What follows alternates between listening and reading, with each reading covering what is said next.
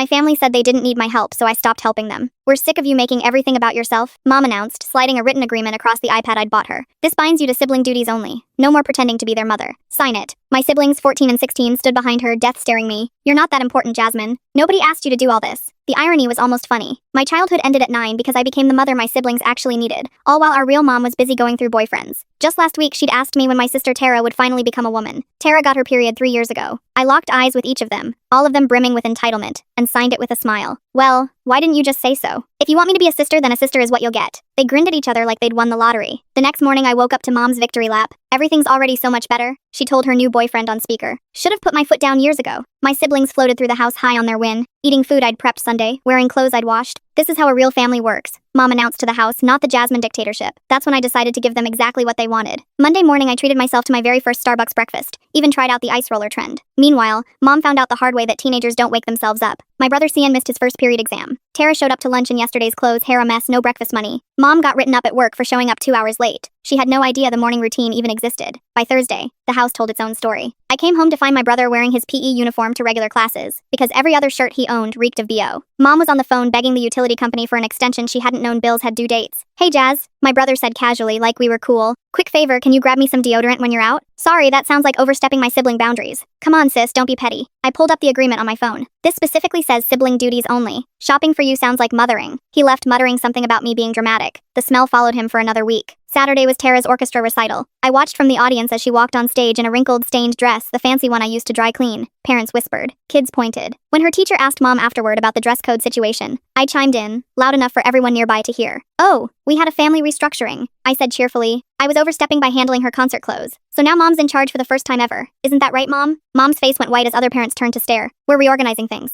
She made me sign an agreement, I added helpfully, showing the teacher. I'm not allowed to fill in as their mother anymore. Just a sister. No more Jasmine dictatorship. The teacher's expression shifted from confused to concerned. Tara ran to the bathroom crying while Mom stood frozen, surrounded by judging parents. Wednesday afternoon, my phone rang. Mrs. Peterson, the guidance counselor. Jasmine, I'm calling about some concerns regarding your siblings' welfare. Multiple teachers have reported. I have no authority over my siblings. I cut in. They've made that very clear. But you've always handled. No. They've set their boundaries, and it's my job to respect them. 20 minutes later, my mom burst into my room, tears streaming down her face. Please, Jasmine. CPS is coming. If they see the house like this, like what? You know what? The dishes, the laundry, the empty fridge, your brother's grades. Wow. Sounds like a lot of mothering work. Good thing you're here to help. I'm begging you, just this once. Help me clean before they... The doorbell rang. We both froze. A woman knocked. Hello? Mrs. Williams? Child Protective Services. We've received multiple concerning reports. Mom looked at me with pure panic. I smiled sweetly. Through the doorway, I watched the social worker's eyes scan the disaster dishes molding in the sink, garbage overflowing. My brother in the same PE uniform from Monday. She stepped inside and her whole face changed. The smell hit her first, I could tell by the way her nose wrinkled. Then her eyes went wide, taking in the kitchen plates stacked everywhere with green fuzz growing on them, trash bags piled against the wall with flies buzzing around them. Chian stood there in that same crusty PE shirt from 5 days earlier, huge yellow stains under the arms. The social worker pulled out her tablet right away and started photographing everything. Mom just stood frozen like a statue while the camera clicked over and over. The woman moved through the living room, snapping photos of pizza boxes on the floor and the mountain of dirty laundry covering the couch. She opened the fridge and stepped back at the sight of it empty, except for a moldy container of what used to be leftovers. Mom finally snapped out of it and started talking fast. Said it was just a bad week, that they were usually so much more organized. The social worker gave her a look that said she wasn't buying it. Mrs. Williams, we've received multiple reports from your children's school over the past 2 weeks about ongoing concerns. She pulled something up on her tablet. Your son has been wearing the same clothes for days. Your daughter showed up to her recital in inappropriate attire. Both children have complained of hunger to their teachers.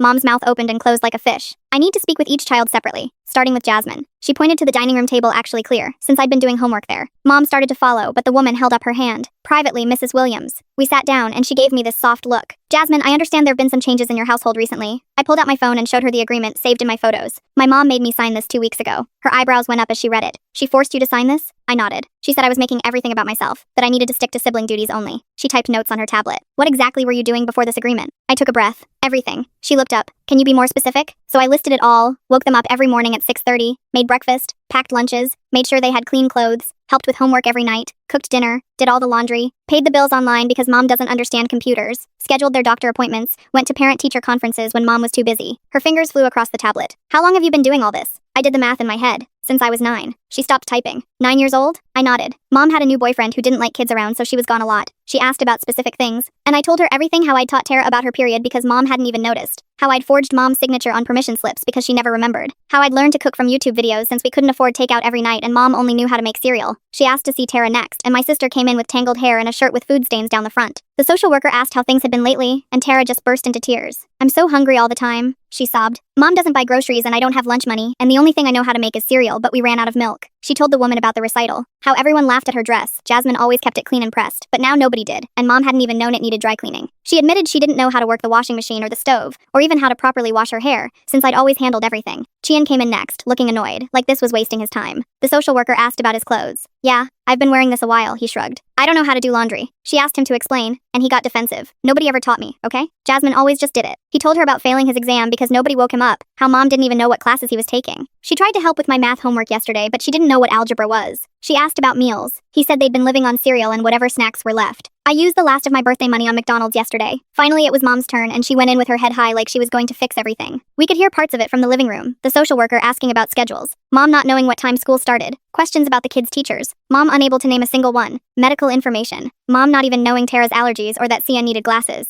Then mom's voice got louder. "This is all Jasmine's fault. She's being vindictive because I made her sign that agreement." The social worker's voice stayed calm. "Mrs. Williams, regardless of what Jasmine is or isn't doing, you are the parent here." Mom kept going on about how I was trying to make her look bad, but the woman cut her off. "Can you tell me your son's grade level, your daughter's shoe size, when their last dental appointments were?" Silence. The social worker came back out and made several phone calls right in front of us. "Yes, we need immediate intervention," she said to someone. "The home is uninhabitable. There's clear neglect. The children don't have adequate food or clothing." Mom started crying and grabbed at my arm. "Tell them you'll help. Tell them this is just temporary." I looked at her calmly. "You made me sign an agreement, remember?" Within an hour, 2 more CPS workers showed up with clipboards and cameras. They went through every room, photographing and taking notes, black mold growing in the shower, a toilet that hadn't been cleaned in 2 weeks, the empty fridge, the overflowing trash, the mountain of dirty dishes. One of them found Tara's bloody underwear on her bedroom floor, from when she hadn't known what to do during her period that week and just left it there. They asked her about it and she started crying again, saying she didn't know how to handle it without me. The case supervisor arrived in a black SUV and reviewed all the documentation, an older woman with gray hair who looked like she'd seen everything. After going through the photos and notes, she turned to mom with a serious expression.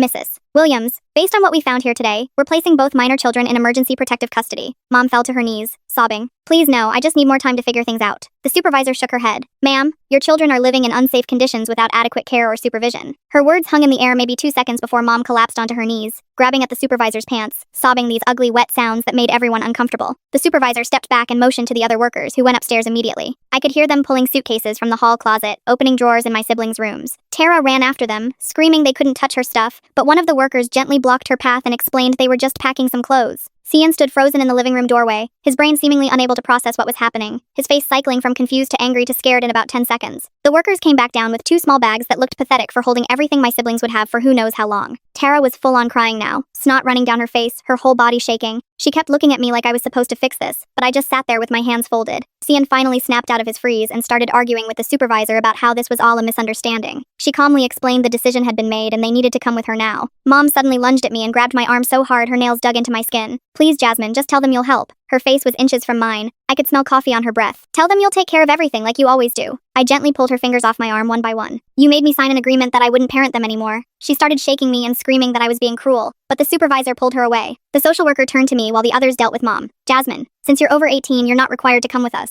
But do you have somewhere safe to stay?" I nodded, told her I'd already arranged to stay with my friend Sarah and had been planning to move out anyway. She looked relieved and handed me her card in case I needed anything. The workers started walking Tara and Cian toward the door, and that's when everything exploded. Tara spun around and screamed at me that this was all my fault. "You did this on purpose. You wanted us to get taken away." Her voice cracked. It was so high. Cian just stared at me with a look I'd never seen before, like he'd finally understood that actions have consequences, and he didn't like it one bit. They loaded them into a black SUV while mom ran after them, begging for one more minute. The supervisor had to physically block her from getting in the vehicle. I watched from the window as the SUV pulled away, my siblings' faces pressed against the back glass. Mom stood in the driveway for another 20 minutes just staring at where the car had been. I packed my own bag and called Sarah to come get me. Her mom picked me up an hour later and didn't ask any questions when she saw my puffy eyes. That night I sat on Sarah's bed while my phone buzzed nonstop. Mom had called 17 times and left 8 voicemails. The first 3 were her screaming that I'd ruined everything. The next 2 were crying, begging me to come home and help her get them back. The last 3 swung between blaming me and apologizing and then blaming me again. I turned my phone off and tried to sleep, but kept seeing Cian's face the moment he finally understood what was happening. Sarah's mom made me breakfast the next morning and was just setting down pancakes when we heard pounding on the front door. Mom stood there looking like she hadn't slept, hair sticking up, yesterday's makeup smeared under her eyes. "I know she's here." She pushed past Sarah's dad and found me in the kitchen. "You're coming home right now and we're fixing this." Sarah's dad stepped between us and told her she needed to leave. Mom started screaming about how I was her daughter and she could make me come home. Sarah's mom calmly picked up her phone and said she'd call the police if Mom didn't leave immediately. Mom looked at me one more time with pure hatred before storming out, slamming the door hard enough to knock a picture off the wall. 2 days passed before I got a call from Mrs. Peterson at school. "Jasmine, I heard about what happened and I wanted to check on you." Her voice was warm, concerned. "I also want you to know I'm proud of you for protecting yourself." She told me the school had counseling services available if I needed them, that they'd support me through this, and mentioned several teachers had been worried about my siblings for weeks and were relieved someone had finally intervened. 3 days after that, I got an official notice about a family court hearing to determine temporary custody. I spent the morning printing out copies of the signed agreement, screenshots of Mom's texts over the past few weeks,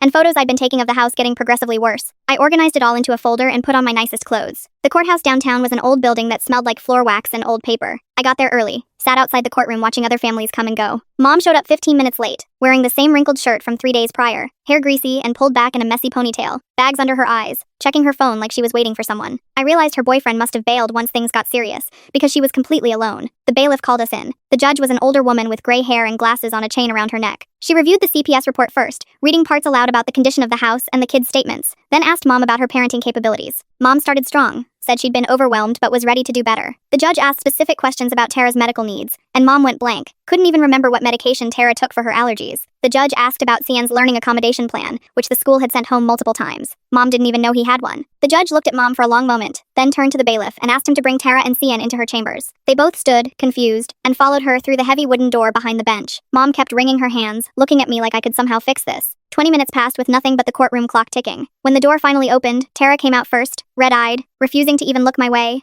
Cian followed, pale and shaken, like someone had just told him Santa wasn't real. They sat back down and the judge spent another 5 minutes writing notes before finally speaking. Based on the home inspection, the children's statements, and Mom's clear lack of basic parenting knowledge, she was ordering both kids to remain in foster care. Mom would need to complete a 12-week parenting course and individual therapy sessions, plus pass regular home inspections before the court would even consider returning custody. Mom started sobbing loudly enough that the bailiff had to tell her to quiet down. Right in the middle of the judge explaining the visitation schedule, Mom's phone started ringing. She fumbled to silence it, but I caught her work's number on the screen. It rang again 30 seconds later. The judge told her she could step out to take it if it was an emergency. Mom answered in the hallway, but we could all hear her through the door, her boss telling her that her excessive absences over the past 2 weeks meant they had to let her go. She tried explaining about the court case, but they said she'd already used up all her sick days and vacation time. Mom came back in looking like she'd been punched in the gut. The judge wrapped up by setting the next hearing date 3 months out and dismissed us. I walked out first, heading to the parking lot when I heard someone call my name. A woman with graying hair and Mom's same nose was walking toward me, Mom's sister, the aunt I hadn't seen since I was maybe 10. She said she'd heard about everything from a cousin and came to see if it was really as bad as people were saying. She had no idea things had gotten this bad, felt terrible for not checking in more. Her house had a spare bedroom, and she wanted me to come stay with her. I thanked her, but explained I needed to focus on my own life now, after spending 9 years raising my siblings. She nodded like she understood and handed me a piece of paper with her phone number, told me to call if I changed my mind. Mom walked past us without a word, just shooting me a look full of hate. A week went by and I was at my job at the bookstore when a coworker mentioned seeing Cian at the grocery store with some older couple. Said he looked miserable, arguing with them about something. Later that day, I got a text from one of Cian's friends saying they were in different foster homes on opposite sides of town.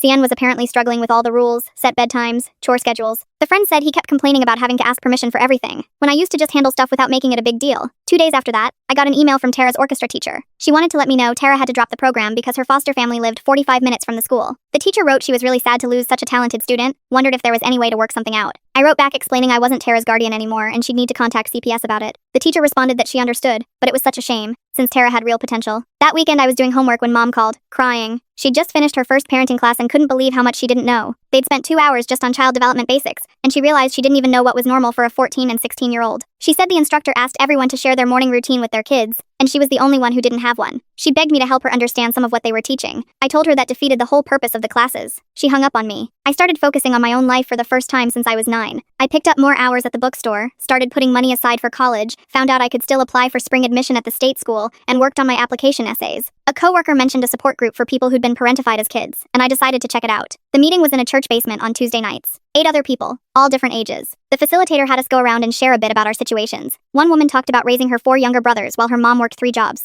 A guy my age described taking care of his disabled sister since he was 7 because his parents couldn't handle it. Another girl had been managing her family's bills and appointments since middle school because her parents didn't speak English well. When it was my turn, I told them about the agreement and everything that followed. Nobody looked shocked or judged me for letting my siblings go into foster care. The facilitator said what I'd experienced wasn't normal, and it wasn't my fault that parentification is a form of abuse, even when it doesn't feel like it. Hearing everyone else's stories made me realize how messed up my own childhood really was. They all talked about the guilt of finally stepping back from taking care of everyone else. One woman said it took her years of therapy to understand she deserved her own life. The group handed me books and websites about recovering from parentification. That same night, my phone buzzed with a text from an unknown number asking if I could let him into the house to grab his stuff, since Mom wasn't answering her phone. The message said it was Mom's boyfriend, that he just needed his work clothes and laptop. I stared at it for about 2 seconds, then blocked the number completely. 3 weeks crawled by settling into a routine at my friend's house, going to work at the bookstore, attending the support group, actually sleeping through the night for once. Then, on a Tuesday afternoon, while I was making myself a sandwich in my friend's kitchen, I heard loud knocking at the front door. My friend's mom answered it, and I heard Cian's voice, desperate and shaky, begging to talk to me. He stood there in dirty clothes with a backpack that looked way too heavy for him, eyes red and puffy from crying. He started talking fast about how he couldn't take the foster home anymore, all these rules about screen time and chores and homework checks, being sent to bed at 10 every night like he was still in elementary school. He kept saying I understood him better than anyone, begging to let him stay just a few nights until he figured something out. My friend's mom looked at me with a mix of concern and confusion, while Cian kept pleading, saying he'd sleep on the floor, wouldn't eat much, would help with chores. My hands shook as I pulled out my phone and dialed the CPS emergency number they'd given me at court. Cian's face went from hopeful to shocked to angry as he realized what I was doing. He tried grabbing the phone from me, but my friend's mom stepped between us. The CPS operator took down all the information and said someone would be there within the hour to pick him up. Cian sat on the front steps, refusing to look at anyone or talk while we waited. The social worker who showed up was the same one from the initial investigation, and she gave me a small nod of approval as she guided Cian to her car. She mentioned quietly that both kids were having a hard time adjusting but were finally getting real therapy and support they'd never had access to before. She said Cian had been acting out a lot at his placement, but that was pretty normal for kids who'd never had structure.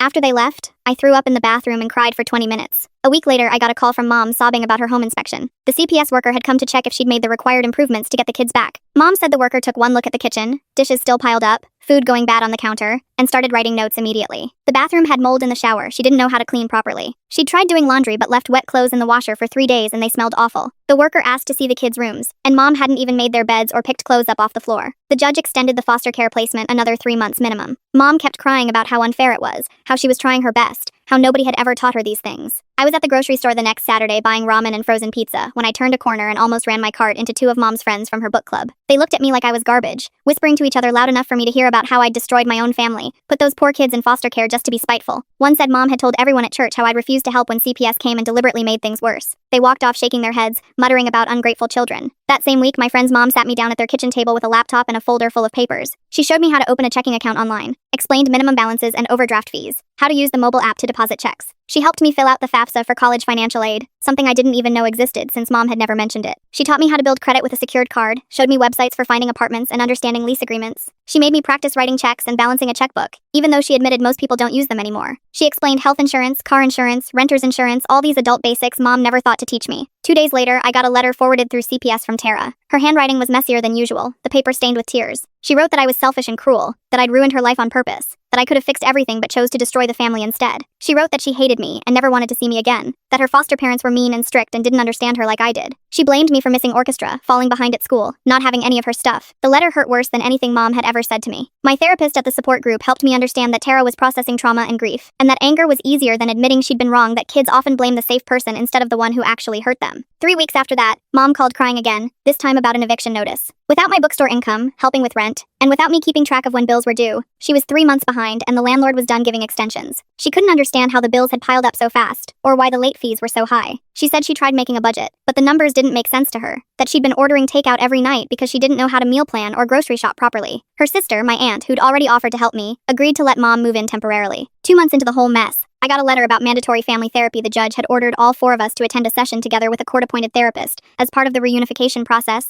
attendance required. The session was scheduled for the following Thursday at the courthouse. Mom showed up looking different than I'd seen her in years. Her hair was actually brushed and styled, clean clothes that matched, and she looked sober for once. She'd lost weight, and her eyes were clearer. She sat across from me in the waiting room but didn't try to talk. When we got called in, the therapist had us sit in a circle, herself between Mom and me, Tara and Cian on the other side, looking uncomfortable and angry. The therapist started by asking Mom to share what she'd learned in her parenting classes. Mom talked for 10 minutes about child development and age-appropriate expectations, how she'd realized she never really knew what kids needed at different stages. Then the therapist asked her directly about my role in the family before everything happened. Mom got quiet, stared at her hands for a long time. Finally, she looked up at me, tears running down her face, and said the words I'd waited 9 years to hear. She admitted she'd forced me to be the parent, that that she'd stolen my childhood, that she'd been selfish and neglectful and wrong. She said she understood now that what she'd done to me was abuse, even though she'd never hit me or meant to hurt me. She said the parenting classes had made her see how much damage she'd caused all of us. It was the first time she'd ever taken real accountability for anything, but sitting there listening to her, all I felt was empty. It was way too late for apologies to fix what she'd broken. The therapist turned to Tara next, asked her to share how she was feeling. Tara's face crumpled, tears rolling down her cheeks as she looked at me with a mix of pain and anger that made my chest tight. She wiped her nose on her sleeve and told the therapist she missed me so much it hurt, but also hated me for letting everything fall apart. She said she didn't understand why I couldn't just fix things like I always had before. The therapist explained gently that Tara's anger at me was actually meant for Mom, but it felt safer being mad at me that I'd been just a kid too when I started taking care of everyone, and that was never supposed to be my job. Tara kept crying harder, until she was making these little gasping sounds. The therapist handed her tissues and waited before turning to Chian. My brother sat there picking at a hole in his jeans, avoiding everyone's eyes. The therapist asked him 3 times before he finally mumbled that he knew what they did to me was messed up, that he knew I was basically raising them while Mom did nothing, but he didn't want to give up having someone else handle everything for him. He looked at me for maybe 2 seconds and said sorry, but I could tell from his voice he was mostly just sorry his easy life was over. The therapist wrote notes on her clipboard for what felt like forever before looking up at all of us. She recommended we all continue with separate therapy before trying to be a family again, said Mom needed to prove she could actually parent, and I needed time to figure out who I was without taking care of everyone. Mom nodded, promised she'd do whatever it took to get the kids back. I made it clear I wasn't coming back, no matter what. The session ended with the therapist scheduling individual appointments for everyone and reminding us this would be a long process. 2 weeks after that session, I got home from work to find a thick envelope from the state university waiting for me. My hands shook as I opened it and read the acceptance letter offering a full scholarship, based on my grades and the essay I'd written about my situation. I sat on my friend's bed staring at the letter, never having thought I'd actually get to leave and start fresh somewhere new. My friend's mom found me crying and hugged me while I showed her the letter. She helped me fill out all the housing forms and even drove me to campus for orientation day. The scholarship covered everything, including books and meal plans, which meant I could actually focus on school instead of working 3 jobs. Meanwhile, Mom kept going to her parenting classes every Tuesday and Thursday at the community center. She called once to say she'd passed her first test on child development milestones. I could hear the pride in her voice over learning what temperature to wash clothes at and how to check if meat was cooked through. 6 weeks after the kids were placed in foster care, she passed her second home inspection at my aunt's house. The judge reviewed all her progress reports and approved supervised visits with Tara and Cian starting the following Saturday. Mom showed up 15 minutes late to the first visit because she got lost finding the supervision center. The social worker had to remind her twice about the rules, like no discussing the case or making promises about when they'd come home. Tara spent most of the hour showing Mom her math homework while Cian played on his phone and barely talked. The second visit went better, Mom remembering to bring snacks, though she forgot Tara was allergic to peanuts and brought PB&J sandwiches. The third visit, she showed up on time with safe snacks but couldn't help Cian with his history project because she didn't know anything about the Civil War, kept mixing up dates and which side won which battles until he got frustrated and stopped asking. After 2 months of supervised visits, the judge reviewed everything again and decided Mom could have the kids on weekends they'd stay with their foster families during the week for structure and homework help, but spend Friday night through Sunday with Mom. The first weekend, she picked them up 2 hours late, having forgotten what time school ended. She didn't know Tara had orchestra practice on Saturdays, or that Cian had a grocery store job Sunday mornings. 3 months passed on this schedule and Mom slowly got better at remembering their routines, though she still slipped up sometimes. The judge decided the arrangement was working well enough to continue. The kids had stability during the week with foster parents who knew how to help with homework and get them places on time. August came, and I packed everything I owned into 2 suitcases and a backpack for college. My friend's parents drove me to campus and helped haul my stuff up to the 3rd floor dorm room. My roommate was already there unpacking what looked like her entire bedroom from home, string lights, throw pillows, and all. She complained her mom had already called 4 times that day to check if she was settling in okay. I just nodded, unable to relate to having a mom who cared that much. That first week of classes felt like stepping into a different world, where nobody knew my story. I could just be a normal college kid worried about picking classes and finding the dining hall. 3 weeks into the semester, I got an Instagram notification from Tara, a photo of herself standing next to a washing machine, caption saying her foster mom had taught her to separate colors from whites. Not much, but I appreciated her wanting to share it with me after everything. I liked the photo, commented with a heart emoji. A month later, Cian messaged me on Facebook asking if I could look over his college application essay, started typing about needing help with the grammar, then stopped and sent, "Never mind," remembering he wasn't supposed to ask anymore. We both sent crying laughing emojis, and something about just acknowledging how weird everything had become made it feel a little lighter. 2 months passed, Mom keeping to the weekend schedule and actually showing up on time more often than not. The social worker's reports kept mentioning small improvements,